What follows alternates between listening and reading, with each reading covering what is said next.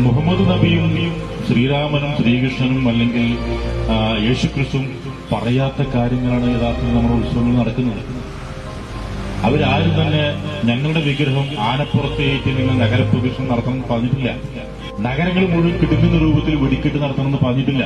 പക്ഷെ അവരൊന്നും പറയാത്ത രൂപത്തിലുള്ള നിയമലംഘനങ്ങളാണ് ഇന്ന് മനുഷ്യന്റെ മൃഗീയ വിനോദങ്ങളുടെ ഭാഗമായിട്ട് ഇന്ന് സമൂഹത്തിൽ നടന്നുകൊണ്ടിരിക്കുന്നത്. എല്ലാവിധത്തിലുള്ള ആളുകളുടെ മതവിഭാഗക്കാരുടെയും സങ്കടങ്ങൾ പറഞ്ഞ് നേർച്ചകൾ നേർന്ന് അടുത്തൊരു വർഷത്തേക്കുള്ള സൗഭാഗ്യം കാംക്ഷിച്ചു വരുന്ന ആ കാലഘട്ടം മാറി ഇന്ന് മദ്യവും മയക്കുമരുന്നും കഴിച്ച് കൂത്താടുന്ന വേദികളായിട്ട് ഉത്സവപ്പറമ്പുകൾ മാറാൻ നമ്മൾ അനുവദിച്ചു കഴിഞ്ഞാൽ ഇനിയുള്ള തലമുറയ്ക്ക് ഇത് നടത്താൻ വേണ്ടി പറ്റില്ല. നിയമം കർക്കശമാക്കിക്കൊണ്ട് ഇത് നിരോധിക്കേണ്ട കാലത്തിലേക്ക് കാര്യങ്ങൾ പോവുകയാണ്. എന്തിനാണ് അവിടെ വന്നിട്ട് ഇത്തരത്തിലും മദ്യപിച്ച് റോഡ് ബ്ലോക്ക് ഉണ്ടാക്കുക, അതുപോലെ അടിപിടി ഉണ്ടാക്കുക, കത്തിക്കുത്തുണ്ടാക്കുക, പോലീസ് അതിക്രമിക്കുക തുടങ്ങിയ കാര്യങ്ങൾ ചെയ്യുന്നത്?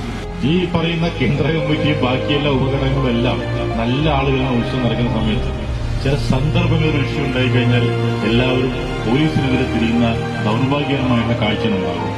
എത്ര നേരം റോഡ് ബ്ലോക്കാക്കി എന്നതല്ല ഒരു ഉത്സവത്തിന്റെ ഗാംഭീര്യം. എത്ര പേർക്ക് സമാധാനമായിട്ട് ആ ദേവാലയത്തിൽ വന്ന് പ്രാർത്ഥിച്ചു പോകാൻ സാധിച്ചു എന്നുള്ളതാണ് ഉത്സവത്തിന്റെ ഏറ്റവും വലിയ മാർഗമാണ്.